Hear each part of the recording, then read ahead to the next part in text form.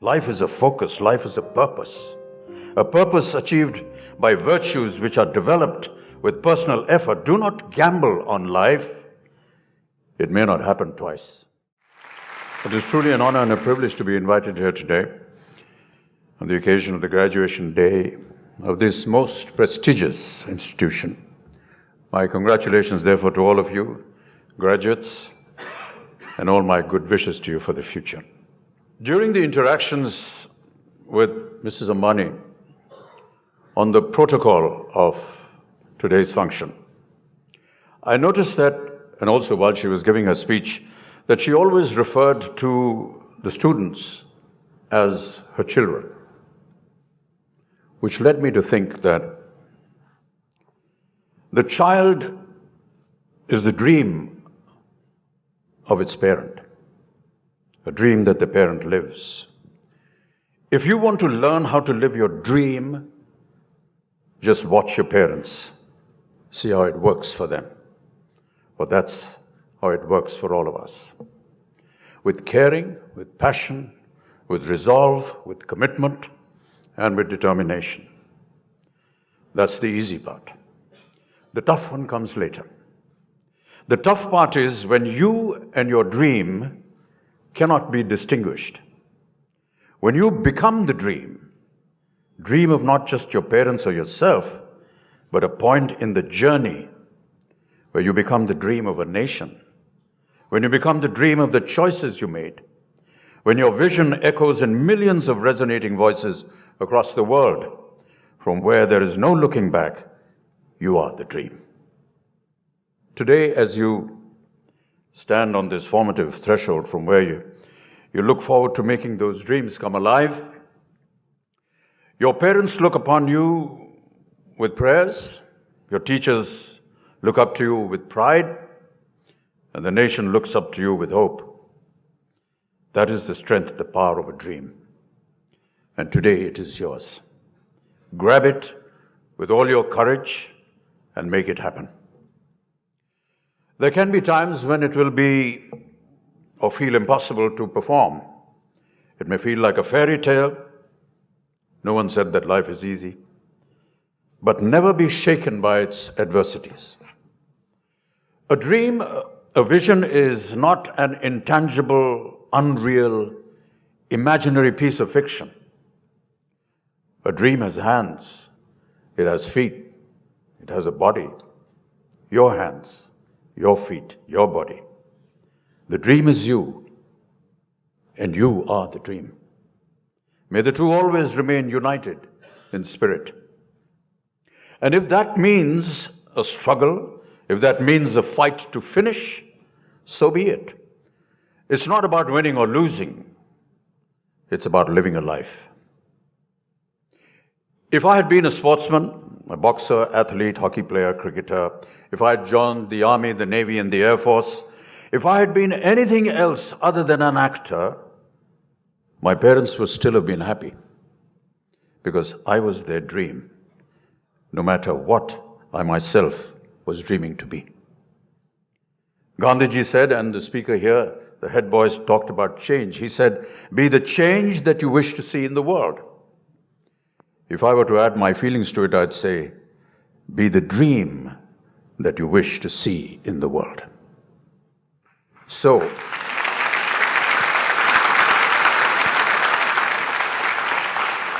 live a dream which is neither mine nor yours nor anyone else's, a dream which belongs only to itself.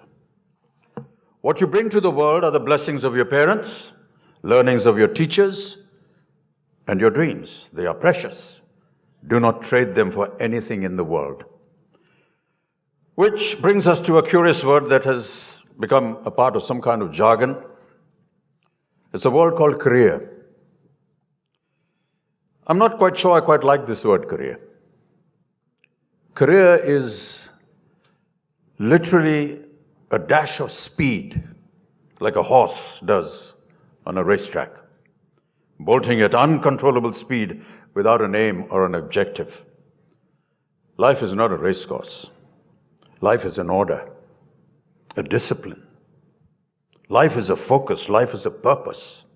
a purpose achieved by virtues which are developed with personal effort. Do not gamble on life. It may not happen twice. A dream, therefore, is much more than a career. The dreams of the parents and the dreams of the child live in one place, remember. That place is called home. Not yours, not mine, not his, not hers. No one person's. A home is always ours, our home. Our dream is our worship. Our vision is our prayer. This is the structure of dreams. This is the bond. This is also the bondage, a bond of love, the bondage of responsibility, be that of a small family or that of a large nation.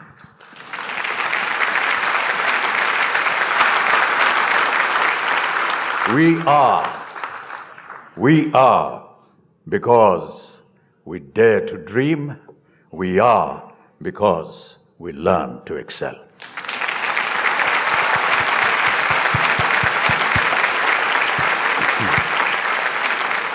You know, chances are very strong that I could have been in cinema or in any other creative aspect of life without a grounding in education. Education which is in consonance with the belief that what sculpture is to a block of marble, education is to the human soul. We shouldn't aspire towards a graduation degree merely because of peer or parental pressure. And I say this with all due respect. We should aspire to become graduates because we feel the need to be complete with the advantage of formal education. Remember always in life, whatever is good to know is difficult to learn. The education of the greatest value that I received in my school, which was Sherwood College up in the hills in Nainital, was how to be a human being, of what we call in shorthand, character. And I don't mean the ones that I play in my films. Admittedly, I had the benefit of inspirational parentage, but Sherwood taught me to live in dignity with my peers, live in a community, and live well with myself in the world at large in consequence. Living together, working together, learning together, fighting and loving each other, competing fairly in noble rivalry and cooperating supportively, I learned a sense of fellowship. So well put in my school motto, which was in Latin, Miriat quisque palmam. Let each one merit their own prize. Let each one merit their own prize. I've always believed that one must harness the power of dignity through training. Training of the mind, the body, and the spirit. Another word for this training is called discipline. I didn't always like to agree with the routine of boarding school and the rules, but afterwards I can tell you, I really appreciated the fact that had it not been for its initially imposed regimen, I could not have learned to harness the power of my own dignity for myself. The boxing ring in my school was a compulsory activity. Everybody in school had to enter the boxing ring and fight. It's now probably a long abolished practice because of its barbaric practice. But to me, it was a great tutor in this regard. You will have any amount of support from outside the ropes, but inside, you're on your own. Similarly, in life beyond, you may have a die-hard corps of cheering fans, and also perhaps those that jeer at you, criticize you, abuse you, in contempt. But at the end of the day, you must engage life alone. The greatest prize in life is not the recognition of worldly success. The prize that best crowns the human being is that of the possession of good character. It is a strenuous prize. It must be re-won. It is also a certainty of mind that there is many a day where I shall fail that prize myself, not for want of trying, but it is the most worthy prize of all, and without its effort, all material success and fame is sheer emptiness. To discover the value of one's own dignity is also to discover the value in the dignity of others, and through that, the dignity of a community. The right to education is a fundamental right, a fundamental human right, a fundamental dignity. To pursue the aim of education for all is therefore a duty of states. But it is not just a duty for the state, it's a duty for every one of us to uphold fundamental human rights, not just our own, but for all. Yet, as you know, ladies and gentlemen, here in India, basic literacy is still below the threshold level of 75%. Literacy, being able to read and write, is always more than the sum of its parts because of what it opens up for people. Literacy ends up being a kind of metaphor. As soon as one can read and write, one becomes a member of a much larger community than would be otherwise possible. A community that also extends into the past and into the future. Literacy not only enriches our inner lives, it is also an indispensable means for effective social and economic participation, contributing to human development and poverty reduction. Not being able to read is a human poverty. Not being able to read is an inhuman poverty. Not being able to read deprives the human of the right to live in our collectivity. Not being able to read is a loss of freedom.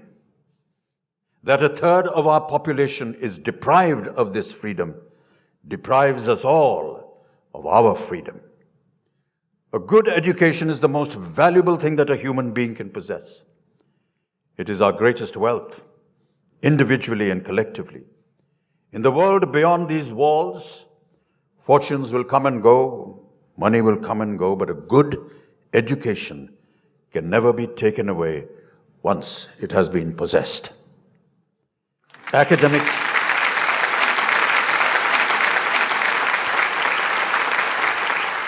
Academic achievement is not enough. The kind of knowledge gained through a good education is more than just the acquisition of information. Knowledge is learning what to do with all that information. That is the role of good character. And learning what to do with knowledge is the path to wisdom. Knowledge is most valuable when it is shared. To all my fellow students, and I call you fellow students because I am still one. To all my fellow students out there, may we take heed every day of our wealth. Hunger for it, strive for it, nurture it, but above all, share in it, for then it manifolds multifoldedly. We share it through reading, surfing, listening, talking, debating, exploring with each other about what is good and bad in what we do, say, and believe. May we all here today persevere according to our own individual, invaluable and singular talents for a bright and better future. Myriad quisque palmam. Let each one merit his prize. Dare to dream, learn to excel.